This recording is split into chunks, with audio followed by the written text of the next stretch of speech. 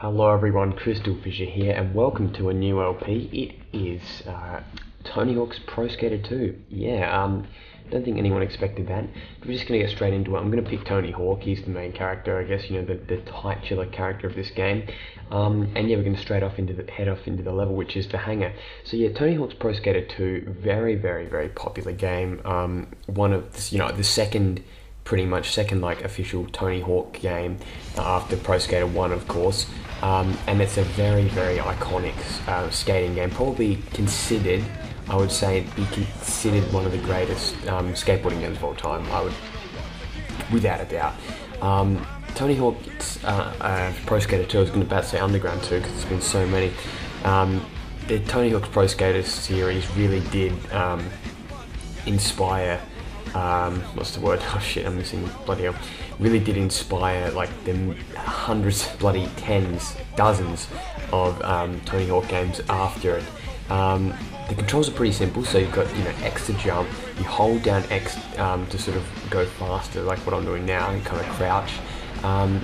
By pressing a button, by pressing square and then a directional button, you do like a sort of a kick, like a sort of I don't know what you want to call it, just a regular sort of move, and then by pressing circle, holding something down, you unlock you pull like a grab move, and then triangle and then a directional button is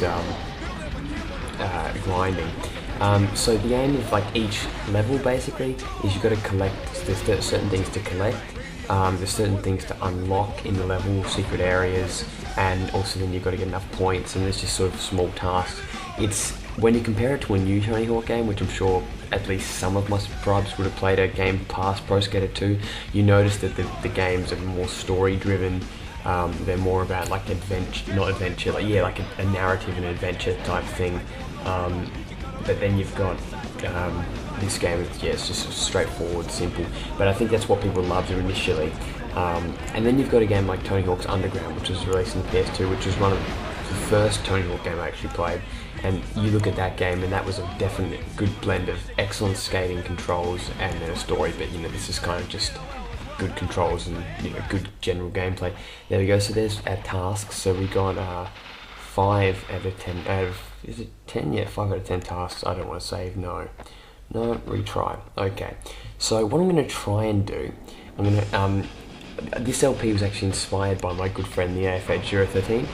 He did an LP of this very long time ago.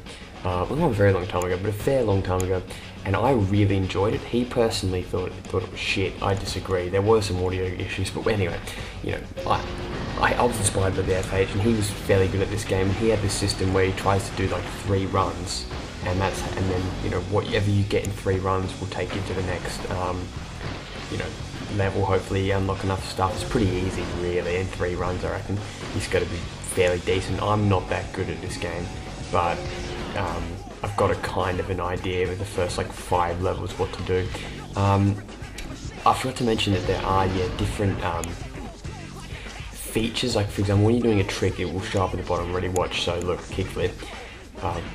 If you like land it kind of skew with, it will be like a sloppy move. If you land it perfectly, it's a what's it called, like perfect, there we go, which is green, obviously, sort of means you do better. Yeah, so when the blue trick shows up, it means you've done something like to the environment or like some sort of theme. For example, when you keep flipping over that, it's got some weird name for it. Or when you do a certain grind over something, it's considered something. What else was I going to mention? Oh, money. Yeah, money.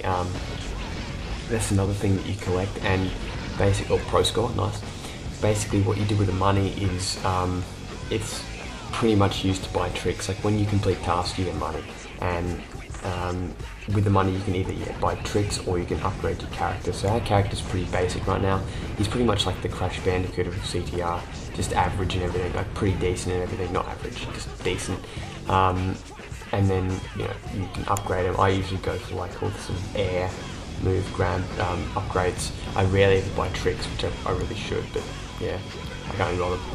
Anyway, boom.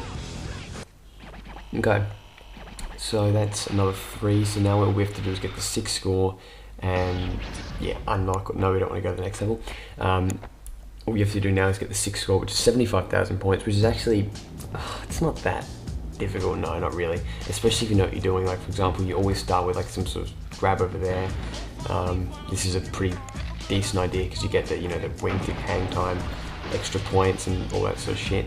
I love it how you like, the one thing, good thing about this game I like is how there's like quite a lot of breakable objects and movable objects. That's really cool. I can't remember what year this game was released. I'll have to look it up. I'll get it for the next part, but it's pretty decent for its time. Like you can tell it's pixelated, but yeah, I don't give a shit. And this is the PS1 version, by the way. I don't know if you've noticed there are differences in the Nintendo 64 version. Actually, one thing I did notice about the N64 version is that it's kind of more cartoony in a way. The fonts and shit, I don't know, it's bloody N64. Sorry guys, PS1 rules. Alright, now this one, you jump, but then hold X at the same time to sort of like jump through rather than just do a regular, you know, whatever they're called, like a half pipe thing. Like, fuck, I've got to learn my, shit, oh crap. Okay, I've got to learn my bloody skating terms. I'm shit. I've actually got a few friends that, like, you know, friends of mine that skate. My friend Sean, he's pretty decent skating, Adam and all those guys. If they're watching, I'm guessing they played this game as a child. They're probably one of the inspirations, you never know. Anyway, let's finish this off. We've almost got it. There we go, perfect. 6 score, 100% goals and cash. I'm going to be pessimistic and say that's pretty much going to be the only level I'm going to be able to get that in. I'll be honest with you, it's actually not easy at all. Trust me. To get them all in 3 at least. You can get them all eventually, but I just want to do the 3-point system because I want to have like 20-minute videos about this game. That's just me though, I'm a bit pedantic like that. Oh, and we finished off with the judo. Oh, and a failed heel flip. Awesome. There we go. 6 score and 100% goals. We have earned $2,500. Not bad. Well, yes. Okay, let's finish off the part by going to the place where you buy shit, and then we'll buy stuff in the next part. So I hope you enjoyed this start of the LP, and I hope you stick around and check out the future parts. Goodbye.